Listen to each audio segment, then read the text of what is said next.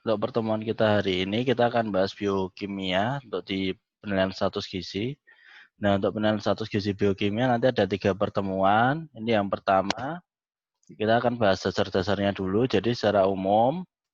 Kemudian nanti minggu depan kita akan bahas penilaian status gizi, vitamin dan mineral. Terus untuk yang ketiga, itu nanti kita akan bahas penilaian status gizi, tapi khusus untuk yang berkaitan dengan sindroma metabolik gitu. Karena kan kita tahu ya sindroma metabolik itu penyakit yang saat ini prevalensinya semakin meningkat, dan juga di era COVID ini sindroma metabolik jadi komorbid yang paling banyak gitu. Jadi kalau misalnya orang dia dengan diabetes atau dengan asam urat dan kemudian terkena COVID kan dia penyakitnya akan menjadi semakin parah. Nah, untuk menyingkat waktu, karena waktunya terbatas juga, saya akan langsung share slide-nya.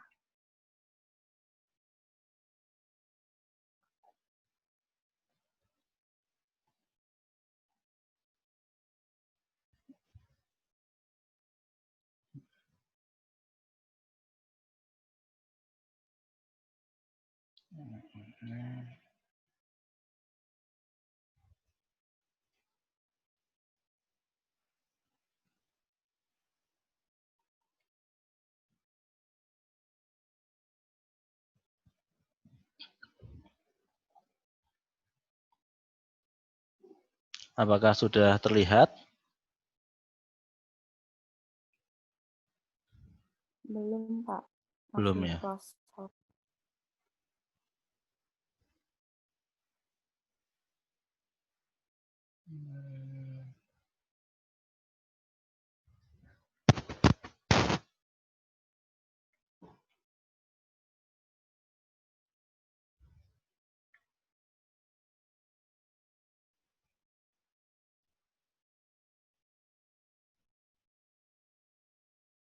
Ini sudah kelihatan belum? Jadi satu sisi lagi.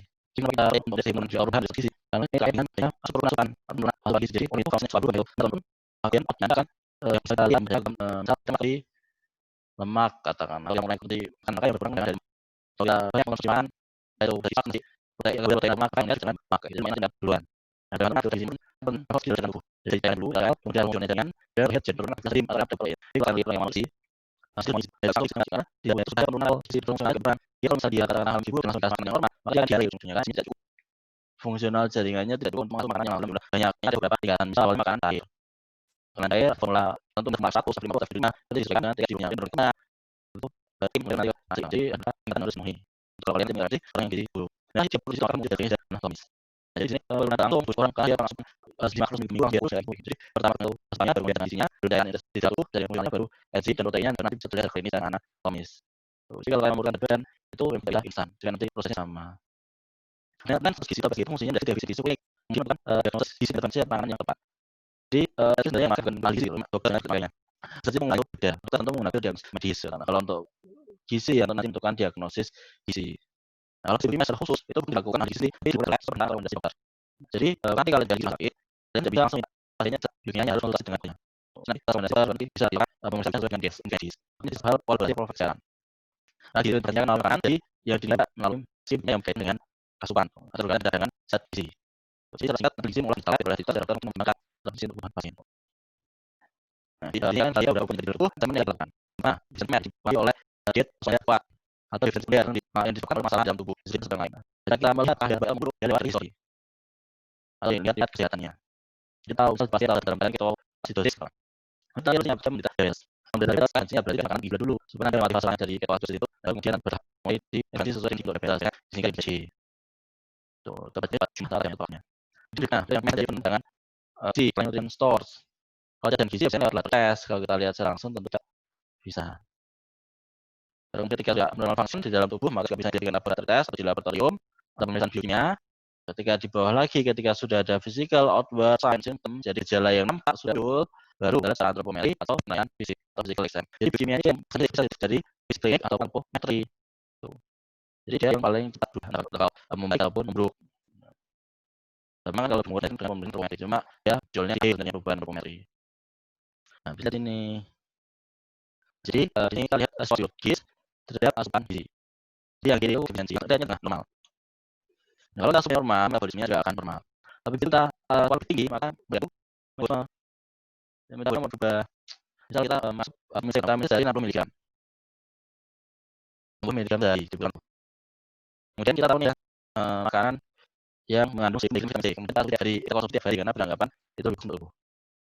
Nah, 1000 mg sebenarnya sudah 100 kali lebih ya, 100 kali. 110 kali lipat lah kira-kira.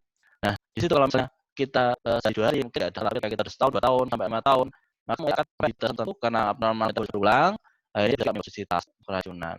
Sehingga akhirnya menimbulkan gejala yang berat. Kita 1000 mg dari mana? Mungkin muncul diabetes dulu. Tapi juga vitamin yang kasar ginjal bisa juga kena ginjal. Salah satu gejala bisa muncul. Ketika itu tidak diintervensi, misal dia sudah berobat tapi ternyata masih ngeyel terus minum seperti itu dengan kematian. Begitu juga kalau sedang, misalnya kita diet rendah kalori dari makan nasi. Untuk 2 minggu masalah dari kita turunkan yang satu nasi tanpa makanan yang. Tapi ketika menurun maka metabolismenya menjadi suboptimal, tidak optimal. Energi yang seharusnya bisa untuk aktivitas dari makan saja, makanan itu diambil dari lemak, cadangan-cadangannya ada di dalam tubuh. Baru setelah cadangan-cadangan itu diambil, maka mulai nampak misal ditambah kurus, keriting, atau kena karbohidrat aja konsumsi akhirnya muncul ates atau penumpukan cairan di ekstra tubuh.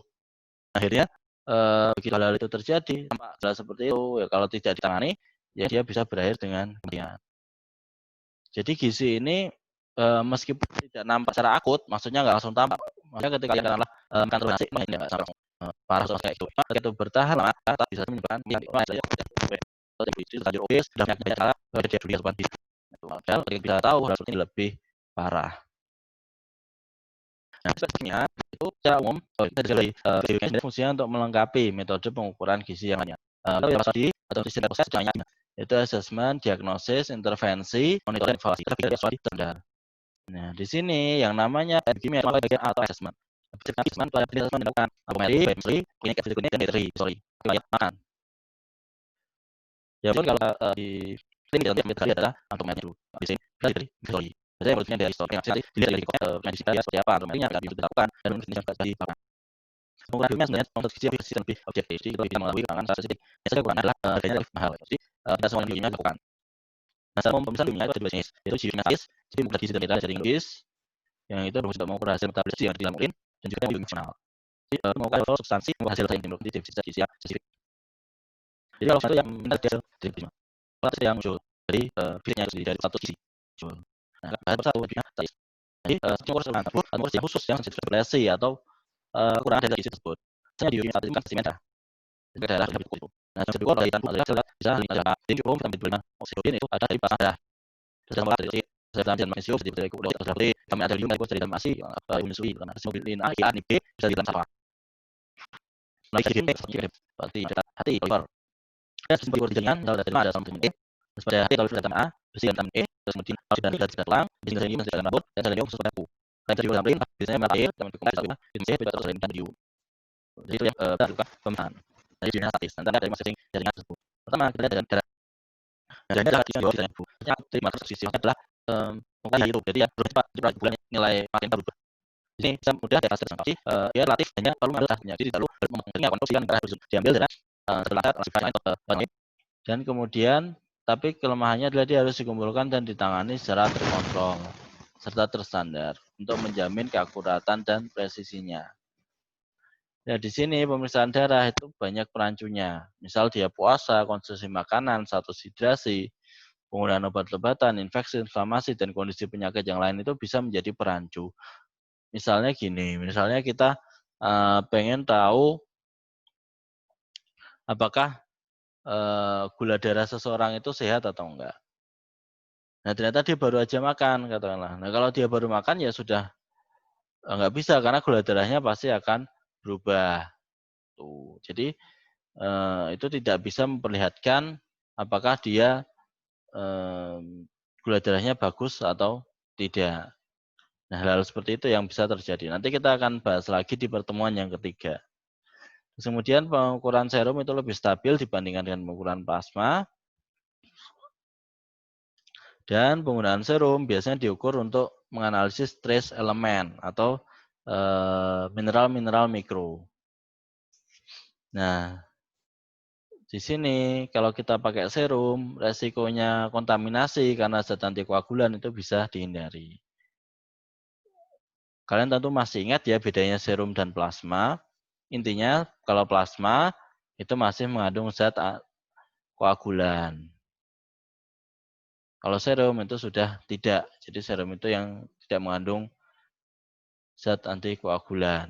Jadi dia tidak menggumpal. Nah, kalau plasma dia masih menggumpal. Sehingga kalau misalnya ukur plasma kan kadang dia harus ditambah heparin supaya dia tidak menggumpal.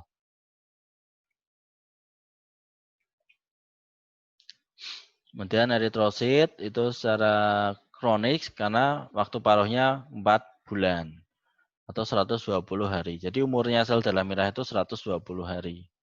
Jadi kalau kita misal cek HB sekarang, misal kamu anemia sekarang, itu sebenarnya adalah kondisi 4 bulan terakhir. Jadi sebenarnya 4 bulan terakhir asupanmu itu kurang, sehingga kemudian sekarang diperiksa itu anemia.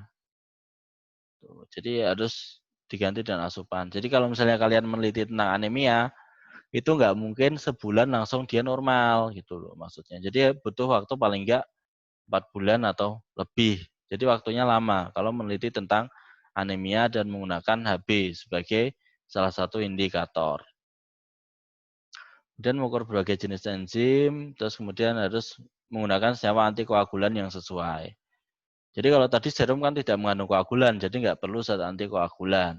Oleh eritrosit, dia bisa menggumpal, jadi kemudian perlu ditambahkan heparin. Nah, sehingga muncul ada mungkin kalau tidak dilakukan dengan hati-hati, maka memungkinkan terjadi kontaminasi. Ini satuannya biasa, ini kan. Kemudian ada leukosit, nah, itu waktunya tepat dari leukosit. Dan ya masalahnya karena dia sangat mudah berubah kalau tubuh mengalami infeksi. Misal kita mengalami infeksi virus, maka jumlah sel itu akan meningkat itu. Sehingga ketika ingin meningkat asupan vitamin C katakanlah, ini penyakit roda bukan karena asupan yang banyak, tapi karena dia mengalami infeksi. Lalu satuannya tidak standar, tidak punya istilahnya karena memang ini untuk dilakukan. Ya, itu sudah dilakukan karena lebih banyak spiral.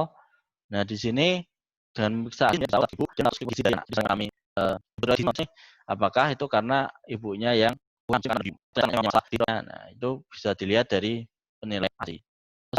Invasif mudah, cuma kekurangannya satu, dia tadi itu rentan buat salvan dari tangan.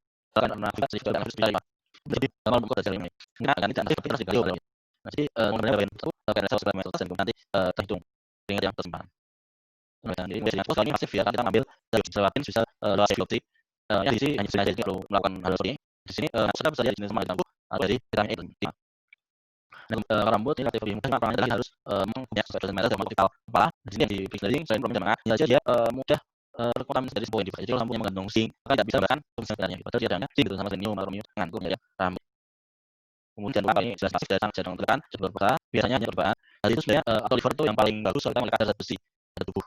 Tuh, misalnya jadi jadinya percobaan. Nah, kalau tulang itu pada kalsium tubuh yang menginvasi pada ekstrak foton absorpsi jadi mengandung foton yang serang. Jadi kemudian selenium. Nah, pertumbuhannya kalau sedikit kecil, seleniumnya cepat juga masih berupa zat lain bisa dari pupuk. Tapi kalau jadi untuk jangka pendek. Kemudian untuk zat elemen, dan untuk protein kalau sampai berdua jadi mengalami protein urea atau dia menyambung ginjal, terus bisa vitamin B12 atau vitamin C. Terutama vitamin menurut air ya, karena di luar tubuh. Jadi kita tahu apakah dia kelebihan, kekurangan atau cukup.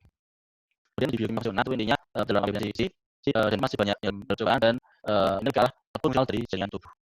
Seperti fungsional, jadi jaringan itu, tapi fungsional, info, dari channel yang ada atau viral. Nah, kalau dari di bariau, visual, motor, ini dengan komposisi tubuh, lima buat misalnya terus itu komputer, navigasi dan yang kenapa habis sekali ya, terus itu bermakna gunakan waktu dan ya. Jadi komputer ini masih ada yang terkenal itu cuma satu mengenal alkohol sebelumnya. Itu saya kira untuk pertemuan kita nanti saya sampaikan sendiri cukup. Sampai jumpa lagi.